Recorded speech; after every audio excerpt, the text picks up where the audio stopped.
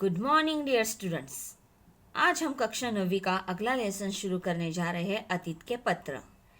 इसके लेखक है विनोबा और गांधी जी। परिचय। अभी सबसे पहले हम विनोबा जी का परिचय लेंगे। विनोबा भावे जी विनायक नरहरि भावे, जन्म 11 सितंबर 1895, मृत्यु 15 नवंबर 1982। परिचय। विनोबा भावे का पूरा नाम विनायक नरहरि भावे था। आप स्वतंत्रता संग्राम सेनानी, सामाजिक कार्यकर्ता तथा प्रसिद्ध गांधी विचारक थे। प्रमुख कृतियाँ: गीताई, गीता का मराठी में अनुवाद, गीता पर वार्ता, शिक्षा पर विचार आदि कुछ प्रमुख रचनाएं हैं। बाद में हमारे महात्मा गांधी जी, जन्म 2 अक्टूबर 1969, मृत्यु 30 जनवरी 1948। परिचय। गांधी जी का पूरा नाम मोहनदास करमचंद गांधी था। आप भारतीय स्वतंत्रता आंदोलन के प्रमुख राजनीतिक एवं आध्यात्मिक नेता थे। प्रमुख कृतियाँ: सत्य के साथ मेरे प्रयोग, आत्मकथा, हिंद स्वराज्य का इंडियन होम रूल। इनके अतिरिक्त लगभग प्रत्येक दिन अनेक व्यक्तियों और समाचार पत्रों के लिए लेखन करते थे। गद्य संबंधी, हमें जो अतीत के पत्र दिए हैं उस गद्य संबंधी जानकारी। यह प्रथम पत्र में विनोबा भावे जी का दृढ़ निश्चय, देश सेवा व्रत, परिश्रम, अनुशासन एवं गांधी जी के प्रति समर्पण एवं श्रद्धा परिलक्षित होती है। दूसरे पत्र में गांधी जी का भावे जी के प्रति विश्वास, पितृव्रत प्रेम दिखाई पड़ता है। इन पत्रों से विविध मानवीय मूल्यों को अपनाने की प्रेरणा प्राप्त होती है। यहाँ पर देखो बच्चों, हमें यहाँ पर 2 पत्र दिए गए हैं। प्रस्तुत पाठ पत्र गद्य विधा का एक प्रकार है। इसमें 2 पत्र है। पहला पत्र जो है वो आचार्य विनोबा भावे जी ने गांधी जी को लिखा है और दूसरा पत्र महात्मा गांधी जी ने आचार्य विनोबा भावे जी को लिखा है। अभी इसमें उन्होंने क्या कहा है उस पत्र में वो हम देखेंगे। परम पूज्य बापू जी। देखो, हम किसी भी पत्र की शुरुआत करते समय हम क्या करते हैं, अगर बड़े हो तो आदरणीय रूप में हम उन्हें क्या करते हैं, उनका अभिवादन करते हैं। यहाँ पर भी उन्होंने परम पूज्य बापू जी ऐसे उन्हें कहा है, गांधी जी को कहा है। एक साल पहले अस्वास्थ्य के कारण आश्रम से बाहर गया था। यानी विनोबा जी यहाँ पर लिखते हैं कि 1 साल पहले थोड़ा अस्वस्थ लग रहा था, थोड़ा ठीक नहीं था, इसके कारण आश्रम से बाहर गया था। यह तय हुआ था कि 2-3 मास वाई रहकर आश्रम लौट जाऊंगा। ये तय हुआ था, यानी ये डिसाइड हुआ था कि 2-3 महीनों तक वो वाई रहकर आश्रम लौट आएंगे। पर 1 साल बीत गया, फिर भी मेरा कोई ठिकाना नहीं। पर मुझे कबूल है करना चाहिए कि इस बार में सारा दोष मेरा ही है। वो कहते कि 2-3 महीने की बात हुई थी, 2-3 महीने में वहीं रहने वाला था और वहीं रहकर मैं फिर से लौट आने वाला था, लेकिन पूरा 1 साल बीत गया है, फिर भी मेरा कोई ठिकाना नहीं, यानी फिर भी मैं लौट कर नहीं आया हूँ। पर मुझे कबूल करना चाहिए, यानी मुझे ये मान लेना चाहिए, एक्सेप्ट कर लेना चाहिए कि इस बारे में सारा दोष मेरा ही है, कि ये जो सारा दोष है कि मैंने ये इतना कहकर गया था और 1 साल हुआ फिर भी मैं नहीं आया हूँ, तो इस सारी बातों में सारा दोष मेरा ही है। यानी यहाँ पर देखो, हमसे अगर कुछ गलती हो जाती है या फिर कुछ हमने दिया हुआ शब्द है वो हम निभा नहीं पाते, तो वो उसे एक्सेप्ट करना चाहिए। उन्होंने यहाँ पर जो है वो अपनी बात को उन्होंने एक्सेप्ट किया है। हमें ये भी सीख यहाँ पर मिलती है। वैसे मामा फड़के जी को मैंने 1-2 पत्र लिखे थे। आश्रम ने मेरे हृदय में खास स्थान प्राप्त कर लिया है। इतना ही नहीं, अपितु मेरा जन्म ही आश्रम के लिए है, ऐसी मेरी श्रद्धा बन गई है। यहाँ पर अभी वो कहते हैं मामा यानी कौन, फड़के जी, उनको उन्होंने 1-2 बार पत्र भी लिखे थे और आश्रम ने मेरे हृदय में खास स्थान प्राप्त कर लिया है। यानी जिस आश्रम की यहाँ पर बात चल रही है उस आश्रम ने क्या किया है, इनके हृदय में, इनके मन में खास स्थान कर लिया है। और इतना ही नहीं है कि खास स्थान है, इतना ही नहीं है, तो वो कहते हैं कि उनका सारा जन्म जो है वो आश्रम के लिए ही है, ऐसी मेरी श्रद्धा बन गई है, ऐसा मेरा विश्वास जो है, श्रद्धा यानी क्या है, विश्वास बन गया है। तो फिर प्रश्न उठता है कि मैं 1 वर्ष बाहर क्यों रहा। देखो अभी यहाँ पर विनोबा जी बता रहे हैं कि दोष मेरा ही है, मैं नहीं आया हूँ। वो ये भी बता रहे हैं कि उन्होंने मामा जी को पत्र लिखे थे और आश्रम ने उनके हृदय में स्थान प्राप्त कर लिया है, उनका जन्म आश्रम के लिए ही हुआ है। इतनी सारी बात कहने के बाद भी फिर ये सवाल खड़ा हो जाता है कि फिर वो 1 वर्ष बाहर क्यों रहे, ऐसी क्या बात हुई थी कि उन्हें 1 वर्ष तक बाहर ही रहना पड़ा। अभी हम आगे देखेंगे। जब मैं 10 वर्ष का था तभी मैंने ब्रह्मचर्य व्रत का पालन करते हुए देश सेवा करने का व्रत लिया था। अभी वो बता रहे हैं कि जब वो 10 वर्ष के थे तभी उन्होंने यानी विनोबा जी ने ब्रह्मचारी यानी सन्यासी व्रत, ब्रह्मचारी यानी क्या, सन्यासी व्रत का पालन करते हुए देश सेवा करने का व्रत लिया था। यानी आयु भर सन्यासी रहकर देश सेवा करने का व्रत नियम उन्होंने बांध लिया था। आयु कितनी थी उनकी तब, सिर्फ और सिर्फ 10 वर्ष की थी। उसके बाद मैं हाई स्कूल में दाखिल हुआ। उसके बाद वो जो है वो पढ़ाई के लिए हाई स्कूल में दाखिल हो गए। उस समय मुझे भागवत गीता के अध्ययन का शौक लगा। भागवत गीता के जो अध्ययन है, वो भागवत गीता जो पढ़ने का शौक जो है उन्हें लगा था। पर मेरे पिताजी ने दूसरी भाषा के तौर पर फ्रेंच लेने की आज्ञा दी। लेकिन उनके जो पिताजी थे उन्होंने दूसरी भाषा कौन सी, तो उन्होंने फ्रेंच लैंग्वेज लेने की आज्ञा, हुक्म उन्हें दे दिया था। तो भी गीता पर का मेरा प्रेम कम नहीं हुआ था और तभी से मैंने घर पर ही खुद ब खुद संस्कृत का अभ्यास शुरू कर दिया था। यानी देखो उनके जब हाई स्कूल की पढ़ाई शुरू की तो उन्हें भगवत गीता का अध्ययन भी करना था, लेकिन उनके पिताजी ने फ्रेंच लैंग्वेज लेने के लिए उनके कहा था। लेकिन फिर भी इतना होने पर भी उनका भगवत गीता जो है उस पर का प्रेम उनका कम नहीं हुआ था। तभी से मैंने यानी विनोबा जी ने खुद ब खुद यानी खुद ही अपने आप संस्कृत का अभ्यास शुरू कर दिया था, संस्कृत भाषा की पढ़ाई शुरू कर दी थी। मैं आपकी आज्ञा लेकर आश्रम में दाखिल हुआ, पर उसी समय वेदांत का अभ्यास करने का अच्छा मौका हाथ लगा। देखो उन्होंने कहा कि उनकी आज्ञा लेकर, किनकी आज्ञा लेकर, आपकी आज्ञा लेकर यानी गांधी जी की आज्ञा लेकर आश्रम में दाखिल हो गए, पर उसी समय वेदांत का अभ्यास करने का अच्छा मौका। वेदांत यानी क्या, भारतीय प्राचीन धार्मिक ग्रंथ, उन्हें वेदांत ऐसे कहा जाता है। उसकी जो है उन वेदांतों की अभ्यास करने का, उसकी पढ़ाई करने का अच्छा मौका हाथ लगा, अच्छा चांस उन्हें मिल गया था। वाई में नारायण शास्त्री मराठे नामक एक आजन्म ब्रह्मचारी विद्वान विद्यार्थियों को वेदांत तथा दूसरे शास्त्र सिखाने का काम करते हैं।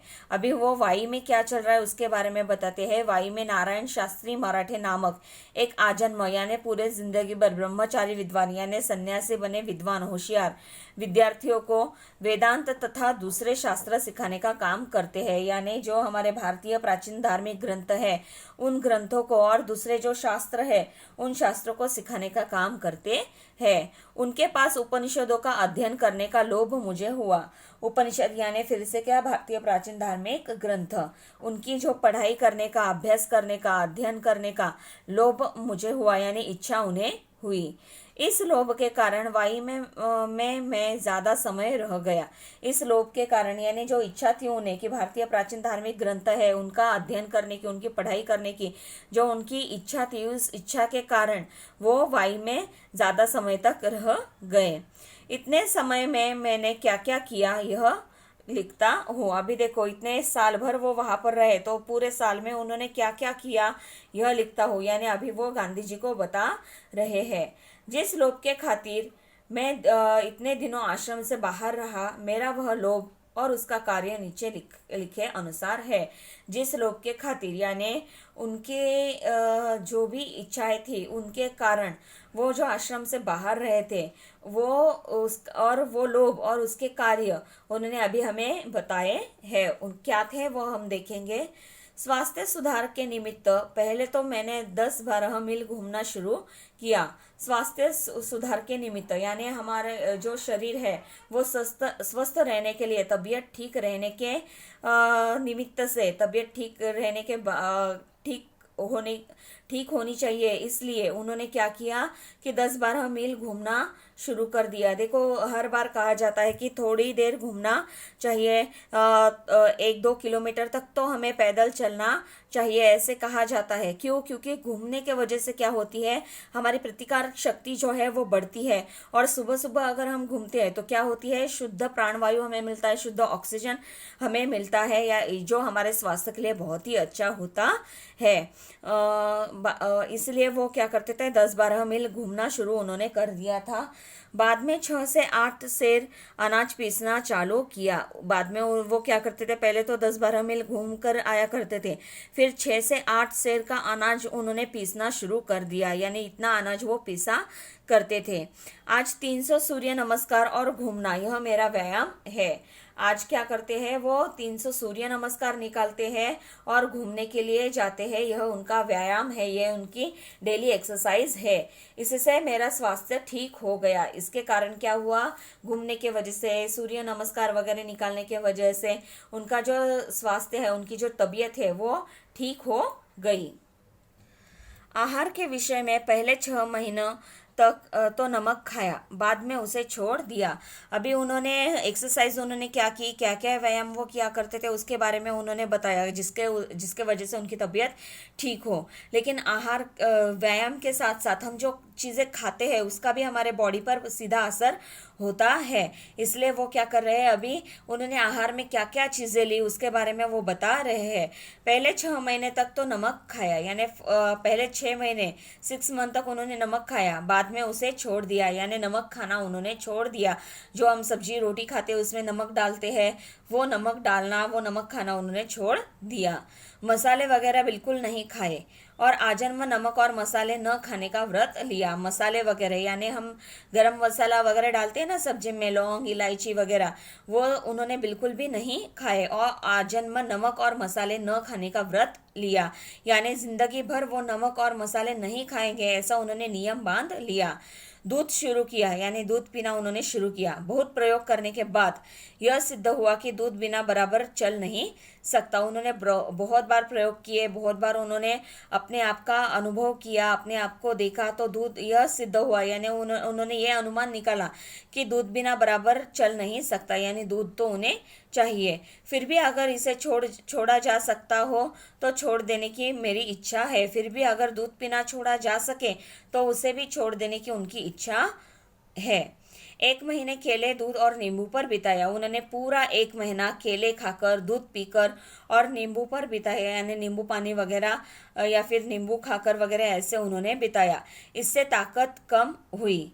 कार्य, अभी उन्होंने आहार में क्या क्या किया वो बताया। सबसे पहले व्यायाम में क्या क्या किया विनोबा जी ने, तो वो घूमने के लिए जाते थे। कितना घूमने के लिए जाते थे, 10-12 मील वो घूमने के लिए जाते थे।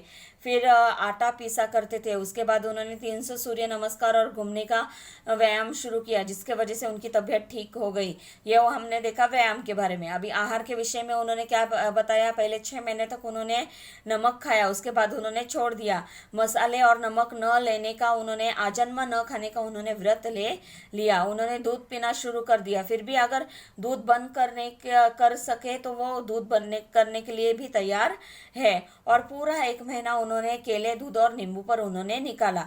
यह आहार के बारे में उन्होंने बताया है। फिर आगे जाकर कार्य, कि उन्होंने इस 1 साल में, पूरे 1 साल में क्या कार्य किए उसके बारे में उन्होंने अभी हमें यहाँ पर बतलाया है। गीता का वर्ग चलाया।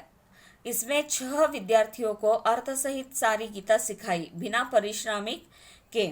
यानी यहाँ पर उन्होंने क्या किया कि उन्होंने भगवत गीता के वर्ग चलाए। इसमें 6 विद्यार्थियों को अर्थ सहित सारी गीता सिखाई। उन्होंने अर्थ सहित जो सारी भगवत गीता है, देखो लाइन्स है, वो लाइन्स पढ़कर हमें समझ में नहीं आएगा, तो उसके जो अर्थ है वो समझ में आना चाहिए। तो वो अर्थ सहित उन्होंने जो भगवत गीता है वो विद्यार्थियों को सिखाई। दूसरा कार्य, ज्ञानेश्वरी 6 अध्याय। इस वर्ग में 4 विद्यार्थी थे। ज्ञानेश्वरी जो है, उस ज्ञानेश्वरी के 6 अध्याय उन्होंने सिखाया। उसमें इस वर्ग में 4 विद्यार्थी उनके थे, यानी भगवत गीता सिखाई उसमें 6 विद्यार्थी थे। ज्ञानेश्वरी 6 अध्याय, इसमें 4 विद्यार्थी थे। उपनिषद 9 उन्होंने सिखाए, यानी उपनिषद यानी प्राचीन ग्रंथ, इस वर्ग में 2 विद्यार्थी रहे। देखो ध्यान से सुनो, गीता 6 विद्यार्थी, भगवत गीता के लिए 6 विद्यार्थी, ज्ञानेश्वरी 6 अध्याय के लिए 4 विद्यार्थी और उपनिषद 9, इसमें 2 विद्यार्थी रहते थे। हिंदी प्रचार, अभी उन्होंने क्या किया, इसके साथ साथ पढ़ाने के साथ साथ हिंदी प्रचार भी किया।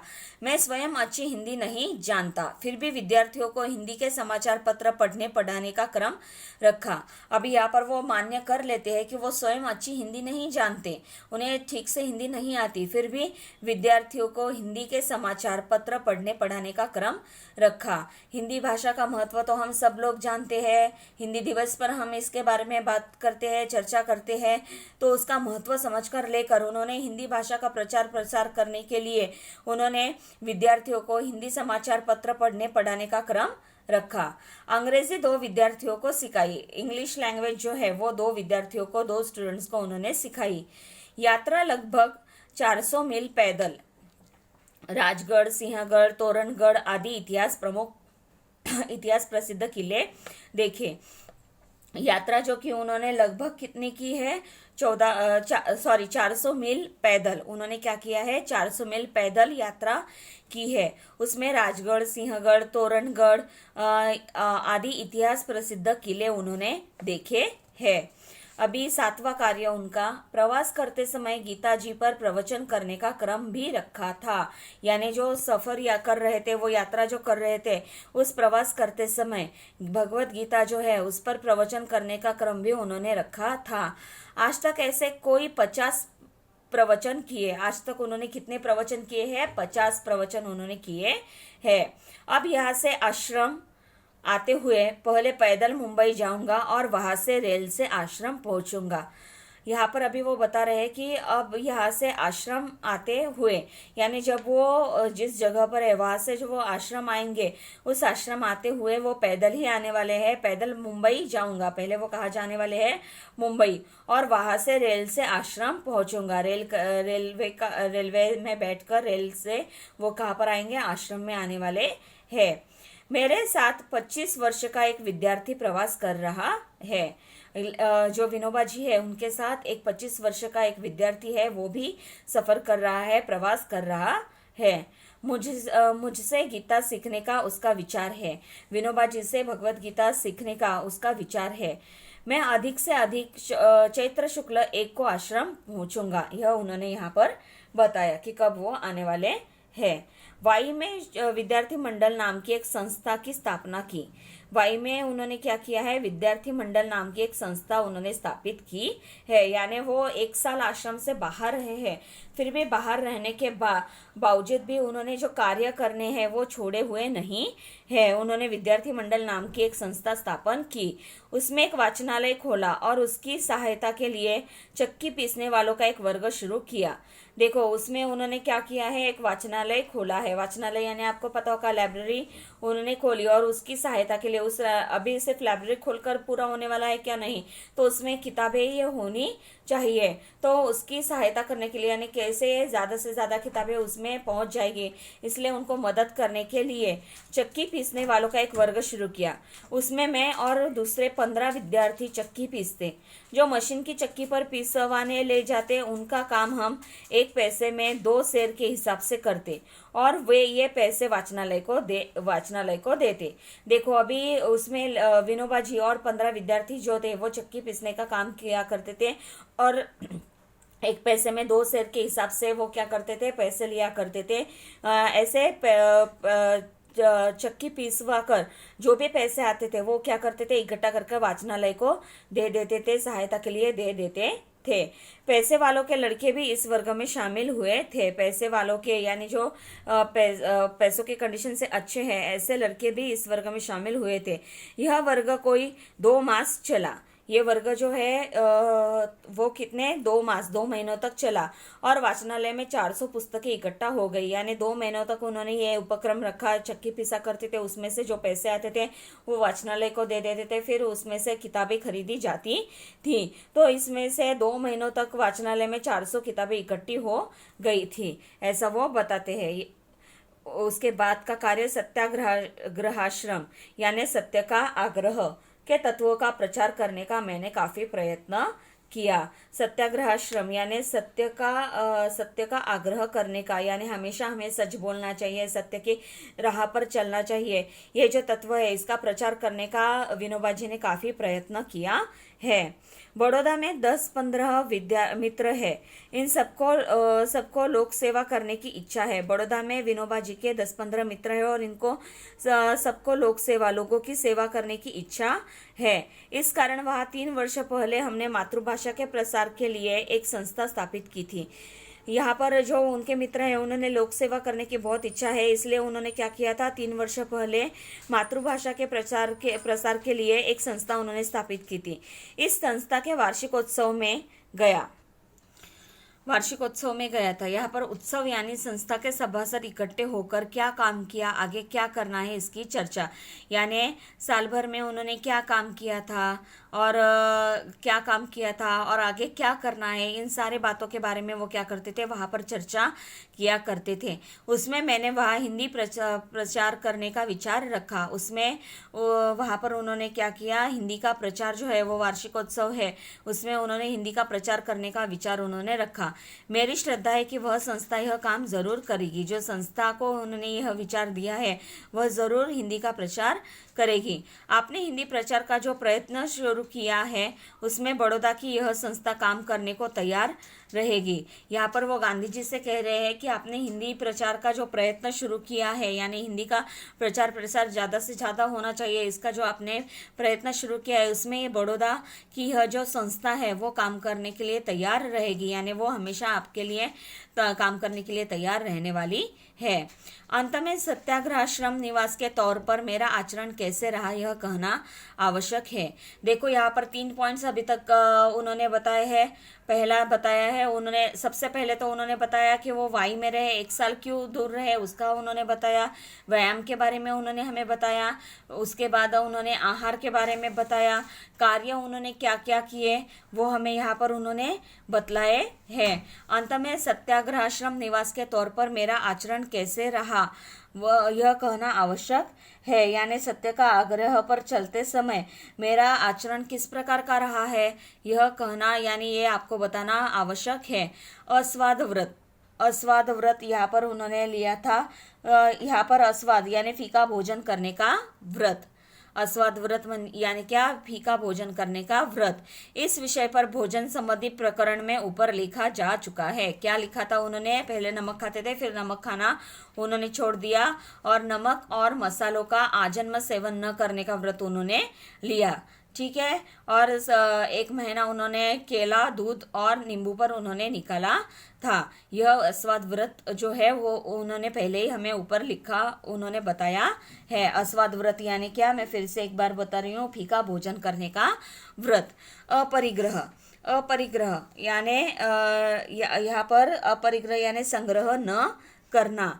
लकड़ी की थाली, कटोरी, आश्रम का एक लोटा, धोती, कंबल और पुस्तकें, इतना ही परिग्रह रखा है, यानी इतनी ही चीजें उन्होंने अपने साथ रखी है। क्या क्या उन्होंने अपने साथ रखा है, लकड़ी की थाली, कटोरी, आश्रम का एक लोटा, धोती, कंबल और पुस्तकें, इतना ही उन्होंने क्या किया है, अपने साथ रखा है। बंडी, कोट, टोपी वगैरह न पहनने का व्रत लिया है। इस कारण शरीर पर भी धोती ही ओढ़ लेता हूँ। इस कारण वो क्या करते हैं, सोते समय शरीर पर धोती ही ओढ़ लेते हैं, या फिर दिन में भी वो क्या करते हैं, शरीर पर धोती ही ओढ़ लेते हैं। करघे पर बुना कपड़ा ही इस्तेमाल करता हूँ। यहाँ पर वो करघा यानी कपड़ा बुनने का यंत्र, उस पर ही बुना हुआ कपड़े का वो इस्तेमाल करते हैं।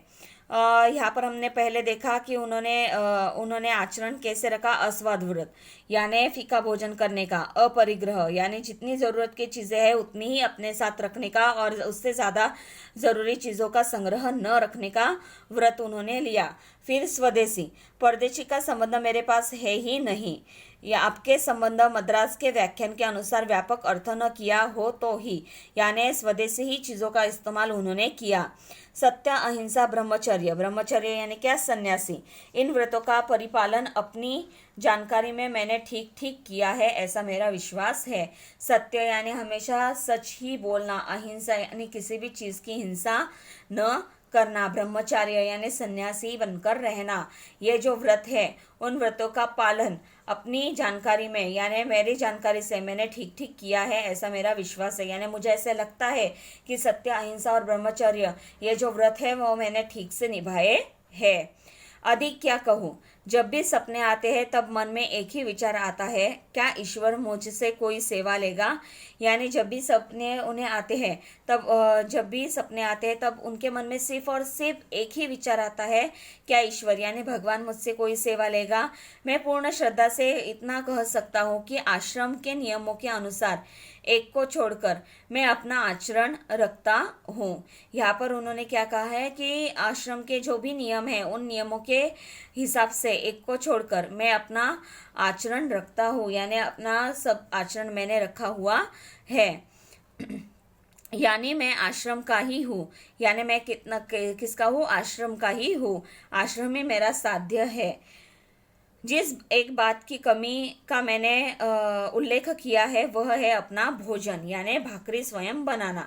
अभी उन्होंने कहा है कि आश्रम के जो भी नियम बनवाए गए हैं उन नियमों का सारा पालन मैं करता हूँ, सिर्फ एक नियम मैंने छोड़ दिया है, बाकी सारे नियमों का मैं आचरण करता हूँ, इसलिए आश्रम मेरा ही है, ऐसे वो कहते हैं। और जो उन्होंने बताया कि एक बात की कमी का उन्होंने जो उल्लेख किया है वो है अपना भोजन यानी भाकरी स्वयं बनाना।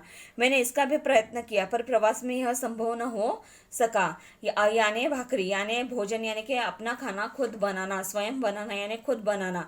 मैंने इसका भी प्रयत्न किया। अभी विनोबा जी है वो बता रहे हैं कि मैंने इसका भी ट्राई किया, इसका भी प्रयत्न किया पर प्रवास में यह संभव न हो सका। यानी सफर करते समय अपना खाना खुद बनाना यह बात संभव न हो सकी। या इस बात को छोड़कर बाकी सारे नियमों का उन्होंने क्या किया है, पालन किया है।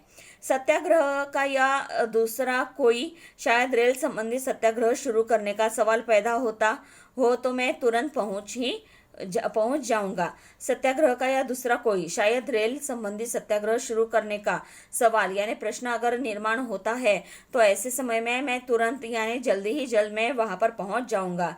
इधर आश्रम में क्या फेरफार हुए हैं तथा कितने विद्यार्थी हैं। यहाँ पर वो पूछ रहे कि इधर आश्रम में क्या फेरफार यानी बदलाव हुए हैं, कितने विद्यार्थी हैं, राष्ट्रीय शिक्षा की योजना क्या है तथा मुझे अपने आहार में क्या परिवर्तन करना चाहिए, यह जानने की मेरी प्रबल इच्छा है। यहाँ पर देखो अभी हम जब लेटर लिखते हैं तो लेटर लिखते समय हम क्या करते हैं, सामने वाले की खुशहाली भी पूछते हो, आप ठीक हो ना वगैरह, मेरा पत्र मिल जाए तो तुरंत आप मुझे पत्र लिखना। उसी तरह विनोबा जी ने क्या किया है, गांधी जी को भी पूछा है कि आश्रम में क्या बदलाव हुए हैं, कितने विद्यार्थी हैं आश्रम में, राष्ट्रीय शिक्षा की योजना क्या है तथा मुझे अपने आहार में और क्या परिवर्तन करने चाहिए, क्या बदलाव करने चाहिए, यह सारे जानने की उनकी प्रबल इच्छा है। यानी बहुत ही ये सारी बातें जानने को वो उत्सुक है। आप स्वयं मुझे पत्र लिखिए, ऐसा विनोबा का आपको पितृतुल्य समझने वाले आपके पुत्र का आग्रह है। आपने खुद मुझे पत्र लिखना चाहिए, ऐसा विनोबा का आपको पितृतुल्य यानी पिता के जगह पर समझने वाला, पिता समान समझने वाले आपके पुत्र का आग्रह है। यानी यहाँ पर विनोबा जी गांधी जी को कौन सा स्थान देते हैं, पितृतुल्य स्थान देते हैं, पिता का स्थान देते हैं। और वो कहते हैं कि मेरा यह आग्रह है कि आप आपके पुत्र को पत्र लिखे, मैं 2-4 दिन में ही यह गांव छोड़ दूंगा।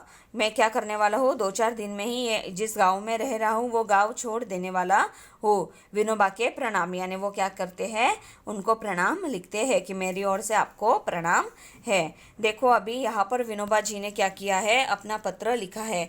इस पत्र में उन्होंने क्या किया है, हमने देखा कि यह पत्र आचार्य विनोबा भावे जी ने गांधी जी को लिखा है। तो इस पत्र में उन्होंने क्या किया है, हमने पूरे पाठ में देखा कि जिसमें प्रकृति आस्वास्थ्य, ब्रह्मचर्य व्रत, देश सेवा व्रत, गीता अध्ययन, संस्कृत भाषा के प्रति रुचि, उपनिषदों का अध्ययन, परिश्रम, अनुशासन, सत्याग्रहाश्रम के तत्वों का प्रचार, मातृभाषा का प्रसार कार्य, सत्य, अहिंसा व गांधी जी के प्रति समर्पण व श्रद्धा आदि बिंदुओं का उन्होंने क्या किया है, यहाँ पर वर्णन किया है। अभी हम आगे बढ़ेंगे। यह पत्र पढ़कर गोरख ने मच्छंदर को हराया, भीम है भीम, यह उद्गार बापू के मुंह से निकले। यहाँ पर जो है नवनाथों में से 2 नाथ, एक गोरखनाथ व दूसरे मच्छिंदर नाथ। भीम है भीम, उन्होंने क्या कहा है, उनका वर्णन करते हुए, विनोबा जी का वर्णन करते हुए, भीम है भीम यह उद्गार उनके निकलते हैं। यह उद्गार बापू के मुंह से निकले थे। सुबह उनको इस प्रकार उत्तर दिया। उन्होंने भी क्या किया, इस पर उन्हें उत्तर लिखा। तुम्हारे लिए कौन सा विशेष काम मैं लाऊं, यह मुझे नहीं सूझता।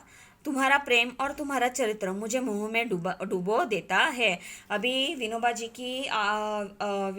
के रिक्वेस्ट पर विनोबा जी ने आज जो आग्रह किया था कि आप मुझे पत्र लिखिए, तो उस पर उन्होंने विनोबा जी को पत्र लिखा है। अभी तुम्हारे लिए कौन सा विशेष काम मैं लाऊं, यह मुझे नहीं सूझता, यानी समझ में नहीं आता कि तुम्हें कौन सा विशेष काम मैं दूं। तुम्हारा प्रेम और तुम्हारा चरित्र मुझे मोह में डुबा देता है। तुम्हारा जो प्रेम है, तुम्हारा जो चरित्र है, वो मुझे मोह में डुबा देता है। तुम्हारी परीक्षा करने में मैं असमर्थ हूँ, यानी तुम्हारी परीक्षा लेने में मैं समर्थ नहीं हूँ, ऐसा वो उसे कहते हैं। तुम्हारे लिए पिता का पद ग्रहण करता हूँ। मेरे लोभ को तो तुमने लगभग पूरा ही किया है।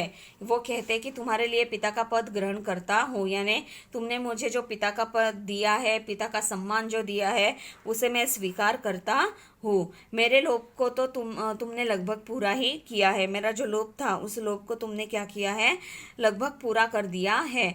मेरी मान्यता है कि सच्चा पिता अपने से विशेष चरित्रवान पुत्र पैदा करता है। सच्चा पुत्र वह है जो पिता ने जो कुछ दिया है उसमें वृद्धि करे। देखो अभी मेरी मान्यता है, यानी गांधी जी के विचार से सच्चा पिता अपने से विशेष चरित्रवान पुत्र पैदा करता है। सच्चा पिता वही होता है जो अपने से विशेष और चरित्रवान, जिसका चरित्र अच्छा हो, ऐसा पुत्र पैदा करता है। सच्चा पुत्र वह है जो, यानी अभी पिता कैसे है वो बताया। अभी सच्चा पुत्र वह है, पिता ने जो कुछ किया है उसमें वृद्धि करे, पिता ने जो भी कुछ कार्य किए हैं उसमें वो वृद्धि करे, ऐसा सच्चा पुत्र होता है। पिता सत्यवादी, दृढ़, दयामय हो तो स्वयं अपने में यह गुण विशेषता से धारण करे। अगर पिता सत्यवादी हो, हमेशा सच बोलने वाला हो, दृढ़ नियमों का पक्का हो, दयामय हो, उसमें दूसरों के प्रति दया की भावना हो, तो स्वयं अपने में ये गुण विशेषता से धारण करे। तो पुत्र क्या करे, अपने में स्वयं ये जो गुण है वो विशेषता से उसने धारण करने चाहिए। यह तुमने किया है ऐसा दिखता है। ये जो सारे गुण हैं तुमने अपने आप में ले लिए हैं ऐसे मुझे दिखता है। तुमने यह मेरे प्रयत्नों से किया है ऐसा मुझे नहीं मालूम होता। तुमने जो भी कुछ किया है वो मेरे प्रयत्नों से किया है ये ऐसा मुझे लगता नहीं है। इस कारण तुमने मुझे जो पिता का पद दिया है उसे मैं तुम्हारे प्रेम की भेंट रूप में स्वीकार करता हूँ। इसके वजह से तुमने जो मुझे पिता का पद दिया है तो उस पद को मैं प्रेम रूपी भेंट समझकर मैं उसे स्वीकार कर रहा हूँ। उस पद के योग्य बनने का प्रयत्न करूंगा, यानी तुमने जो मुझे पिता का पद दिया है उस पद के योग्य बनने का मैं हमेशा प्रयत्न करता रहूंगा। और जब मैं हिरण्यकश्यप साबित हूँ तो प्रहलाद भक्त के समान मेरा सादर निरादर करना। यानी जब मैं हिरण्यकश्यप और भक्त प्रहलाद, आपको शायद पता होगा, मैंने एक आध दूसरी बार आपको ये स्टोरी बताई होगी। हिरण्यकश्यप जो था वो असुर का प्रतीक माना गया था और प्रहलाद जो थे वो भक्ति का प्रतीक माने गए थे। इसमें हिरण्यकश्यप जो है उनकी हार होती है, और अगर मैं हिरण्यकश्यप साबित हूँ, यानी अगर तुम्हें मुझ में कुछ ऐसे गुण दिखाई दिए कि जो अच्छे नहीं है, तो प्रहलाद भक्त के समान मेरा सादर निरादर करना। भक्त प्रहलाद ने कभी भी अपने पिता को हिरण्यकश्यप को भगवान का दर्जा दिया नहीं। वो कहते थे आप साधारण मनुष्य है, भगवान नहीं। वो हमेशा उन्हें सच बात बताने का प्रयत्न करते थे। ये स्टोरी हमने सुनी ही होगी। तो ऐसे अगर मैं बनूं तो तुम भक्त प्रहलाद बनकर हमेशा क्या करना, मेरा निरादर करते रहना, मुझे सच्चाई पर मार्ग पर ले जाने का प्रयत्न करते रहना। तुम्हारी यह बात सच्ची है कि तुमने बाहर रहकर आश्रम के नियमों का बहुत अच्छी तरह पालन किया है। तुमने ये जो बात कही है वो बहुत ही सच है कि तुम्हें बाहर रहकर भी आश्रम के जो नियम है उसका अच्छी तरीके से पालन किया है। तुम्हारे आश्रम में आने के बारे में मुझे शंका थी ही नहीं कि तुम आश्रम में फिर से लौट कर आओगे या नहीं आओगे, इस बारे में मुझे कोई भी डाउट नहीं था।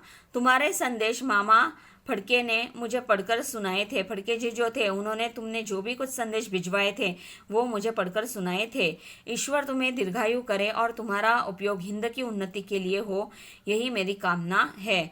अभी गांधी जी यहाँ पर विनोबा जी के लिए कहते हैं कि ईश्वर क्या करे, तुम्हें दीर्घायु दे, यानी बहुत लंबी आयु तुम्हें दे और तुम्हारा उपयोग हिंद की उन्नति के लिए हो। हमारा जो हिंद देश है, भारत देश है, उसकी उन्नति के लिए हो, यही मेरी कामना है।